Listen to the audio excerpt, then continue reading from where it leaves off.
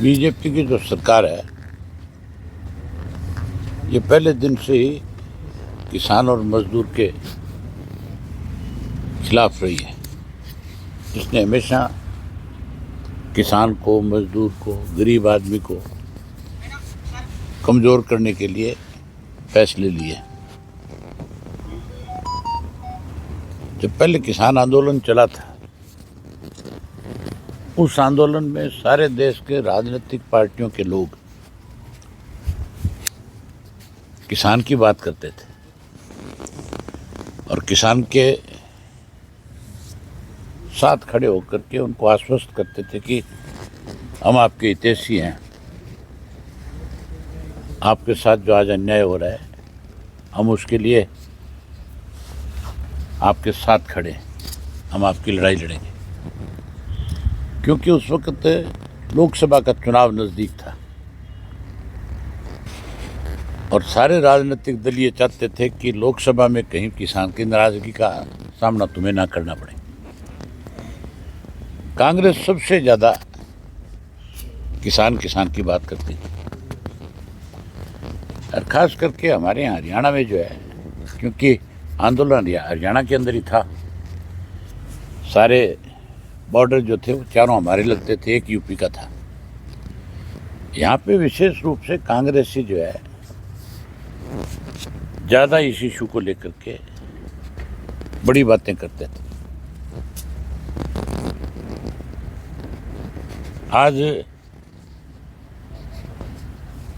पंजाब के बॉर्डर पे बैठे हुए किसानों को मेरे ख्याल है करीब 1 साल हो गया। लोकसभा का चुनाव भी जारी और विधानसभा का भी जारी। हैरानी की बात है, सबसे बड़ी रुकावट आज अगर किसान की मांग पूरी ना हो, किसान दिल्ली ना पहुंच के, उसके लिए हरियाणा की सरकार है। सरकार ने आज इस तरह के बैरिकेड्स लगा रखे हैं कि आदमी तो दूर की बात है, पक्षी भी पर नहीं मार सकता। मैंने खुद अपनी आंख से देखा है, आप जैसे पत्रकार साथियों ने जो वहाँ गए थे उनसे बात करी है। पहले तो कील लगाया करते थे, अब की बार तो कंक्रीट की दीवार है और बहुत बड़ी दीवारें हैं। ऐसी दीवार है पुल के ऊपर बना रखी कि कल को उसको हटाना पड़ेगा तो वो पुल भी डैमेज हो जाएगा, साथ में वो भी नया बनाना पड़ेगा। हमारी पार्टी का पहले दिन से एक फैसला रहा है, Indian National Lokdal party Chaudhary Devilal की नीतियों को आगे बढ़ाने वाली पार्टी है। हमने सत्ता में रहते हुए हमेशा गरीब आदमी को कैसे आगे बढ़ाया जा सके, किसान की फसल का एक एक दाना खरीदा जाए, मजदूर की न्यूनतम मजदूरी जो बढ़े उसको ज़्यादा से ज़्यादा सपोर्ट सरकार की मिले, इसके लिए हमने काम किए। और सत्ता से बाहर जब रहे, जब भी किसी ने किसान की, मजदूर की, गरीब की अनदेखी करी, हमने डट करके उसके साथ खड़े होकर के उसकी मदद करी। आज भी इंडियन नेशनल लोकदल पार्टी का एक एक कार्यकर्ता जो है इस आंदोलन में भी किसान के साथ है। हमने अपने पार्टी के सभी साथियों को बाकायदा तौर पे इस बात की हिदायत दी है कि इस आंदोलन में जहां हमारी जरूरत पड़ेगी हम हर तरह से खुल करके किसान के साथ होंगे और उसकी मदद करेंगे। हमारी पार्टी चौधरी देवीलाल की नीतियों की पार्टी, और चौधरी देवीलाल हमेशा किसान के बहुत बड़े पक्षधर रहे हैं। देश में किसानों का अगर सबसे बड़ा कोई नेता हुआ तो चौधरी छोटू राम को कहा जाता है। और चौधरी छोटू राम के बाद किसी को देश में सबसे बड़ा नेता मानना तो चौधरी चरण सिंह को, चौधरी देवीलाल को या प्रकाश सिंह बादल को। आज तो किसानों की बात तो बहुत लोग करते हैं, अखबारों में बयान तो बहुत देते हैं और किसान हितैषी होने का नाटक भी करते हैं, लेकिन जब उसकी लड़ाई लड़ने की बात आती है तो ना विधानसभा में बोलते और ना ये लोकसभा में बोलते, फिर ये चुप हो जाते हैं, फिर ये सरकार के साथ खड़े हो जाते हैं। मैं आपके माध्यम से उन कांग्रेस वालों से, हुड्डा से विशेष रूप से पूछना चाहता हूँ कि वो ये बताए कि अब जब किसानों को रोका जा रहा है बॉर्डर के ऊपर, क्या कांग्रेस के लोग बॉर्डर खुलवाने के लिए, उन किसानों को दिल्ली तक पहुंचाने के लिए क्या उनकी मदद करेंगे? क्या वहाँ जाएंगे? क्या उनकी लड़ाई लड़ेंगे? इसके ऊपर कांग्रेस को अपना स्पष्ट करना चाहिए कि वो कहाँ खड़ा है, किसके साथ है। वो किसान के साथ है या सरकार के साथ है? अगर हमें ये कॉल करेंगे पंजाब के किसान नेता कि इंडियन नेशनल लोकदल पार्टी हमारी मदद करे, हम खुल करके मदद करेंगे। हमारा एक एक कार्यकर्ता जो है उस बॉर्डर पे जाएगा और उस बॉर्डर से जहाँ इन्होंने सील कर रखा है वहाँ से किसान साथियों को लेकर के बॉर्डर तक पहुँचेगा।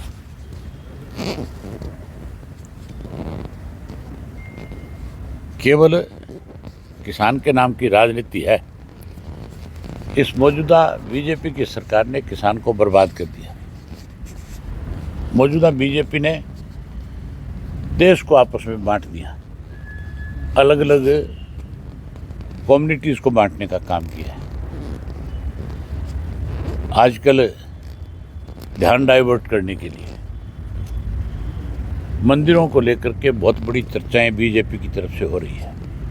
अखबारों में, मीडिया में, सोशल मीडिया में, सब जगह कभी संभल का बात आती है, कभी अजमेर की बात की जाती है, कभी कोई और किसी मस्जिद की बात होगी।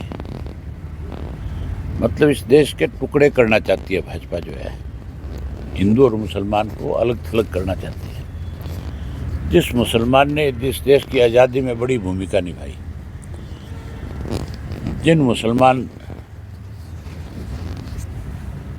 डॉक्टर, साइंटिस्ट, जिसकी वजह से हमारे देश का नाम बड़ा हुआ,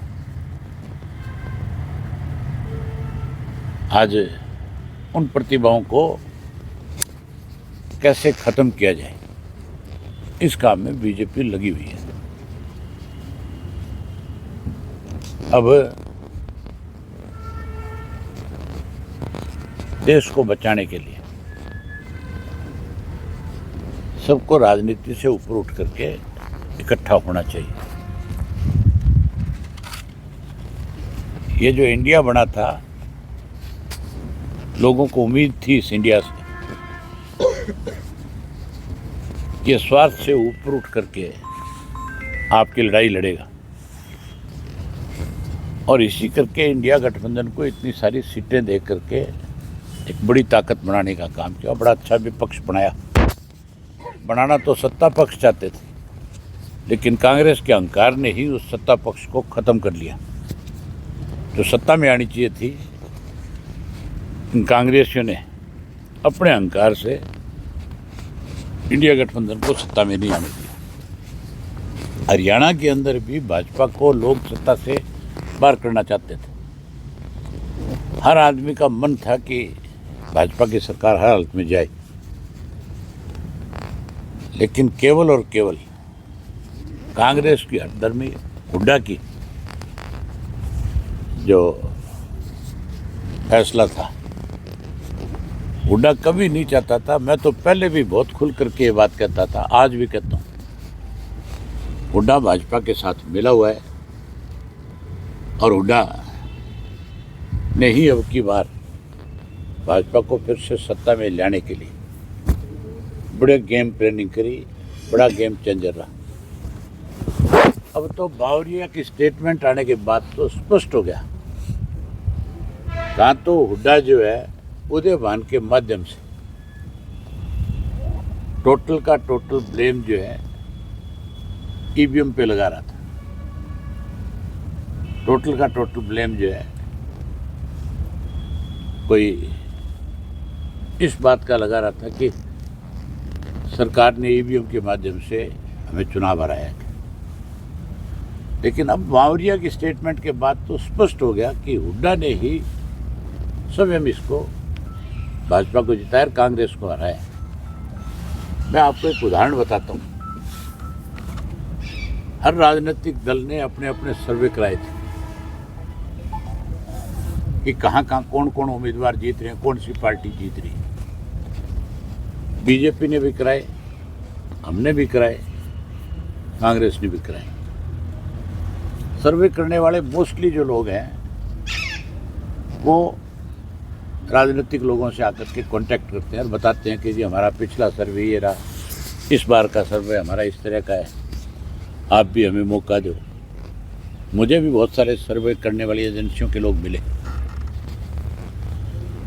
और जब मैंने उनसे बात करी तो उन्होंने बताया कि हमने भाजपा के लिए सर्वे किया है, हमने कांग्रेस के लिए किया, हम आपके लिए भी कर रहे हैं, कहाँ किसकी क्या स्थिति है।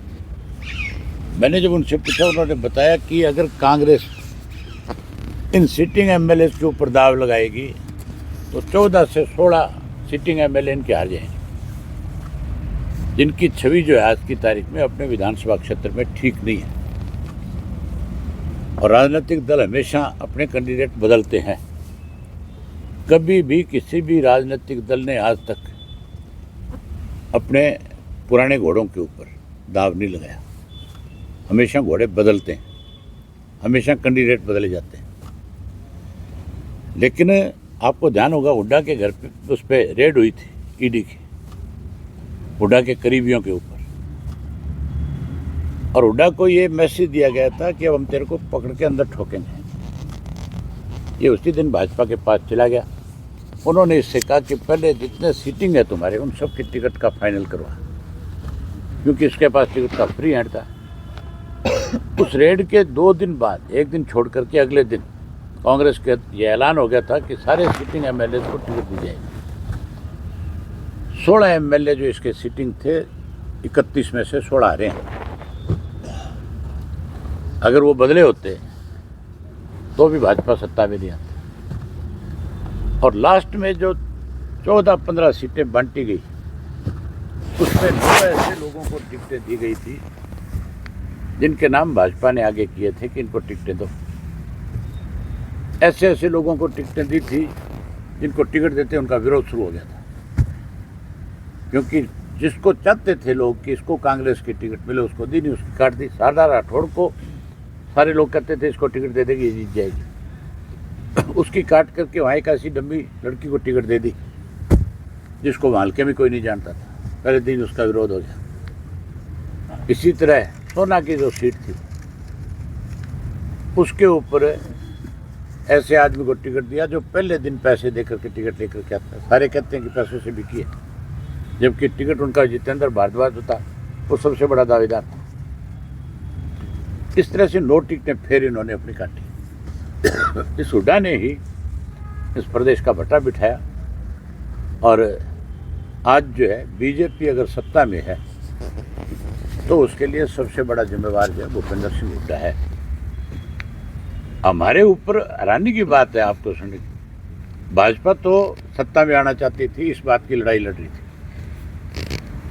और आपने हुड्डा को देखा होगा, पूरे टाइम एक ही बात थी कि इंडियन नेशनल लोकदल पार्टी किसी तरह से आगे ना आ जाए। ले दे के एक ही बात कहता था हर मीटिंग में, वोट काटुओं से सावधान रहना, ये वोट काटू, ये वोट काटू। जिन्होंने राज किया, जिन्होंने इस प्रदेश को बहुत कुछ दिया, ये हमें टारगेट कर रहा था। इसको एक ही डर था कि अगर इंडियन नेशनल लोकदल पार्टी ज़्यादा सीट जीत गई और अगर सत्ता में आ गई तो तेरे जो कुकर्म किए हुए हैं उसकी सज़ा तुझे मिलेगी।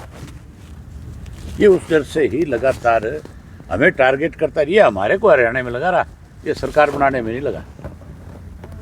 और उधर भाजपा कैसे सरकार बनाए उसके लिए उसने खुला मैदान छोड़ दिया।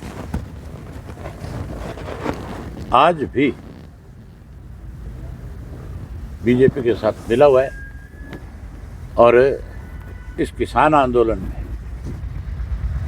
हैरानी की बात है, एक शब्द भी नहीं बोलते बाप बेटा कहीं भी। ये भी नहीं बोलते, कांग्रेस भी नहीं बोलती, और भी राजनीतिक दल जो है वो भी चुप है जो किसानों की बात करने वाले। आज मैं आपके माध्यम से फिर आंदोलन करने वाले किसानों को, नेताओं को अपनी तरफ से आश्वस्त करता हूँ कि इंडियन नेशनल लोकदल पार्टी की जो जिम्मेवारी वो लगाएंगे, हम उनके लिए लड़ेंगे और हम उनके फैसले को स्वागत करेंगे, उनके फैसले को आगे बढ़ाने का काम।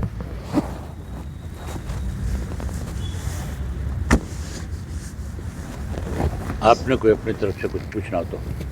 सर, ईवीएम की जो आपने जिक्र किया है, ईवीएम पे सवाल उठाए जा रहे थे। कुमारी शैलजा ने भी कल उनसे पूछा गया था कि बाबरिया का जो बयान था उस पर क्या कहेंगे, तो इनमें फूट नजर आ रही थी, क्योंकि वो आप पहले मुझे कह रही हैं कि एक चीज बताओ, बात ईवीएम की करते हैं, मैं भी कहता हूं कि बैलेट से चुनाव होना चाहिए। हम भी इस बात के पक्षधर हैं कि बैलेट से अगर चुनाव होता है तो और बड़ा प्रजातंत्र होगा। हो सकता है कोई ईवीएम में हो गड़बड़, लेकिन शैलजा कैसे चुनाव जीती अगर ईवीएम में गड़बड़ थी तो? नहीं जीतती। हुड्डा कैसे जीता है? ईवीएम में गड़बड़ होती तो मैं बाई इलेक्शन कैसे जीतता? फिर तो मुझे भी हराते। उस वक्त तो बीजेपी का मान के चलो बहुत कुछ दांव पे लगा हुआ था। उस वक्त तो भाजपा ये चाहती थी भी किसी तरीके से अभय सिंह को अगर हराएंगे तो किसान हारेगा। वो लड़ाई तो किसान के साथ थी। तो मैं इतना इस चीज़ को दोषी नहीं मानता। हाँ ठीक है, सारे देश के लोगों की एक डिमांड है कि ईवीएम की बजाय बैलेट से चुनाव हो, बैलेट से कराओ। लेकिन ये जो बहानेबाजी है इससे नहीं बच सकता। हुड्डा ये कह करके नहीं बच सकता कि ईवीएम में गड़बड़ थी। गड़बड़ तो हुड्डा में है। किसान आंदोलन को लेकर के जिस तरह से आपने इस्तीफा दिया, उसके बाद से दोबारा आपने चुनाव लड़ा, तो क्या इस बार भी ऐसा कुछ इन लोग की ओर से किया जाएगा? कोई अगर इस तरह के हालात बने, उस वक्त तो मैं एक विधायक था, अब हमारे 2 विधायक हैं। अगर कोई जरूरत पड़ी तो हम उस तरह से फिर मैदान में आएंगे, क्या दिक्कत है? भाई साहब, इंडिया गठबंधन में सत्ता हस्तांतरण की इन दिनों में बड़ी डिमांड हो रही है। ममता बनर्जी के पास व्यवस्था है। ये गठबंधन जो था ना, ये कांग्रेस ने अपने स्वार्थ के लिए किया था। चौटाला साहब ने इस गठबंधन के लिए फतेहाबाद में चौधरी देवीलाल के जन्म दिवस के ऊपर सारे राजनीतिक दल के नेताओं से खुलकर के कहा था कि कांग्रेस भी बेईमान पार्टी है और भाजपा भी बेईमान है।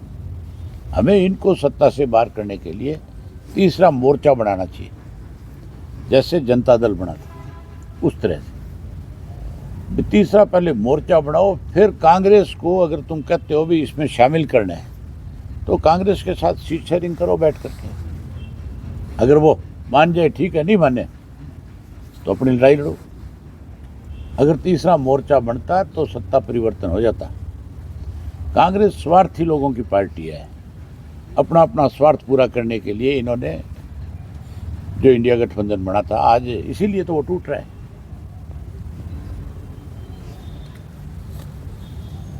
विधानसभा में पिछले 5 सालों में या जब भी 10 सालों में आपकी आवाज़ गूंजा करती थी और जो एक अच्छी आप रखते थे तथ्यों से, इस बात ऐसी बात अब दोबारा कोई आप? पहले मैं एक था बोलने वाला, अब हमारी पार्टी के 2 हैं।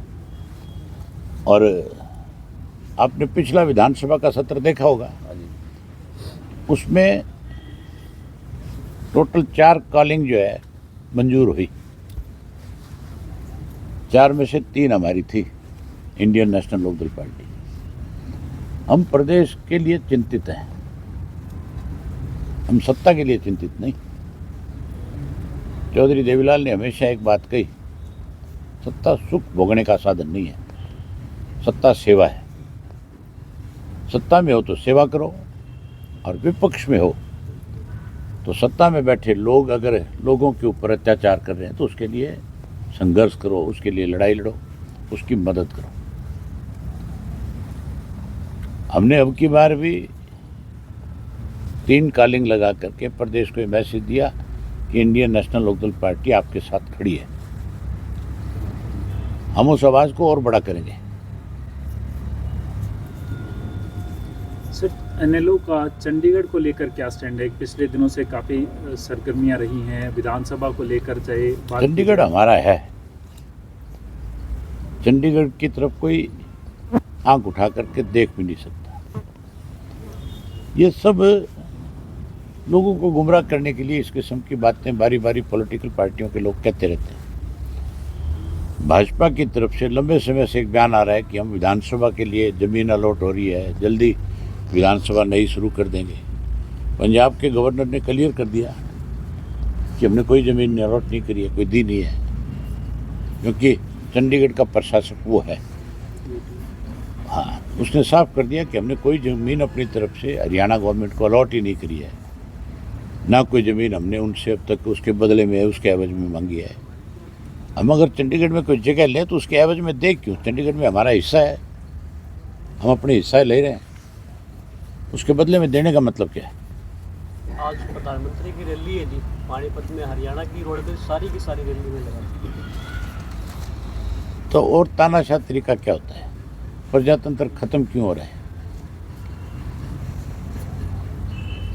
ये सब चीज़ें, सरकारी मशीनरी का दुरुपयोग जो है आज इसलिए है ये कि जिस विपक्ष को यहाँ ताकत दी लोगों ने, वो भाजपा के साथ मिला हुआ है। मैं विपक्ष में था, अपोजिशन लीडर था, प्रधानमंत्री उस वक्त भी राय में आया था। मैंने खुल करके इस बात को लेकर के विरोध किया था कि सरकारी मशीनरी का दुरुपयोग नहीं होना चाहिए। हाँ ठीक है, बस से किराए पे सरकार ले सकती है, कोई पार्टी ले सकती है, लेकिन आप कितने लोगों को परेशान करते हो, ये सोचने वाली बात है। अगर आपके यहाँ जितनी रोडवेज की बसें हैं वो बीजेपी ने किराए पे ले ली, पैसा दे दिया, बीजेपी के पास पैसा है, लेकिन जो रोज़ आने जाने वाले लोग हैं, गांव से शहर आने वाला है, कोई कोर्ट में आने वाला है, जिसके पास अपना कोई साधन नहीं है, उसके सामने कितनी बड़ी मुसीबत है। आज दिन किसी ने अपनी कोर्ट में कोई तारीख पे आना था, किसी ने डीसी ऑफिस में आना था, किसी ने कोई रजिस्ट्री करानी थी, वो कोई बस में बैठ करके जो आ रहा था, उसके सामने कितनी बड़ी परेशानी है। आज अगर वो नहीं जाएगा, कल को उसके वारंट इशू हो सकते हैं। कोर्ट तो ये नहीं कहेगी कि भाई मुझे क्या पता, तू बस से आ रहा था, तू गाड़ी से आ रहा था, क्यों नहीं आया, जानबूझ करके नहीं आया, बहाने बनाए होंगे। किसी की आज रजिस्ट्री की तारीख होगी, अगर उसकी हाजिरी नहीं लगेगी तो कोई एक तरफा फैसला कर देगा कि नहीं कर देगा? मतलब इससे कितनी बड़ी परेशानी होती है लोगों को, इसके बारे में पहले सोचना चाहिए। इनको इस बात से कोई मतलब नहीं है कि कौन परेशान हो रहा है। सर इन्होंने तो प्रधानमंत्री के सामने भीड़ इकट्ठा करके अपनी पीठ थपथपानी है। SYL को लेकर आप लंबी लड़ाई लड़ते आ रहे हैं, लेकिन अब पिछले दिनों में सिर्फ सरकार से बात की जाती है तो या तो न्यायालय का एक्सक्यूज देते हैं या मीटिंग का एक्सक्यूज देते हैं, लेकिन कोई फैसला नहीं हो पा रहा है। सरकार के पास तो काम ही एक बचा है कि पंजाब का किसान दिल्ली ना पहुंचे, उसको कैसे रोका जाए, उसी काम में लग रही है। और सरकार के पास कोई काम नहीं है, खाली है, सिवाय अखबारों के कहीं नहीं है सरकार। बेरोजगारी दर भी सर बढ़ती जा रही है दिन आगे। अब ये कहते हैं नई सरकार, नई थोड़ी है, 11 साल पुरानी सरकार है। 10 साल से भाजपा सत्ता में है, ये 11वां साल चल रहा है। इस सब के लिए जिम्मेवार कौन है? बीजेपी जिम्मेवार है। चाहे बेरोजगारी बढ़े, चाहे कोई, आपने देखा नहीं, मंत्री जाकर के सड़कों पे ठोकर मारता है PWD का और सड़क निकल आती है, एक एक्शन को सस्पेंड किया जाता है, उससे पूछने वाला हो तो सारे मामले की इंक्वायरी कराना। 11 साल में क्या हुआ? 10 साल में सारी सड़कें चेक करवा। अगर तू इतना ईमानदार है तो फिर तू, मुझे लगता नहीं कि जिसको इसने सस्पेंड किया मंत्री ने, उसके खिलाफ कोई कार्रवाई होगी। हो सकता है पहली बात तो बहाल हो गया होगा, नहीं 4 दिन बाद हो जाएगी। सर सुप्रीम कोर्ट में सुनवाई है, जो बॉर्डर हरियाणा पंजाब के बंद किए गए, आम लोगों की ट्रांसपोर्टेशन को लेकर भी असुविधा हो रही है और आंदोलन के अधिकार पे भी रोक लग रही है। अब देखो कोर्ट क्या फैसला करती है। कोर्ट ने तो पहले भी कहा था भी खोलो, सरकार ने उसके लिए कोई नया रास्ता निकाल लिया रोकने का। आज क्या फैसला करे कोर्ट? हम तो चाहते हैं कोर्ट खुलवाए रास्ता, किसान को जाने दे। दिल्ली जाने के लिए आप किसी को कैसे रोक सकते? दिल्ली हमारी कैपिटल है, फिर प्रजातंत्र कहाँ है? इसका मतलब आप एक कम्युनिटी को पुलिस के बल से रोकना चाहते हो। एक तरफ उसके हक की बात करते हो, दूसरी तरफ जो है उसके सामने परेशानी खड़ी करते हो। ना उसको खाद मिलता, ना बीज मिलता, ना उसकी फसल बिकती, ना उसको कीड़े मार दवाइयाँ ठीक मिलती। वो इसीलिए तो आंदोलन कर रहा है। उसको भाव नहीं मिल रहा। हमारा मुख्यमंत्री बयान देता है कि हरियाणा में हम एमएसपी पे खरीद रहे हैं, पंजाब की सरकार खरीदे। एमएसपी बनाता कौन है? केंद्र की सरकार। एमएसपी पे कोई फसल खरीदी जाएगी, पैसा कौन देगा? केंद्र की सरकार। आज भाजपा की सरकार है, हरियाणा में है तो हो सकता है वहां उनको पैसा मिल रहा हो, पंजाब में पैसा दे दो, सरकार खरीद लेगी। ये भेदभाव है।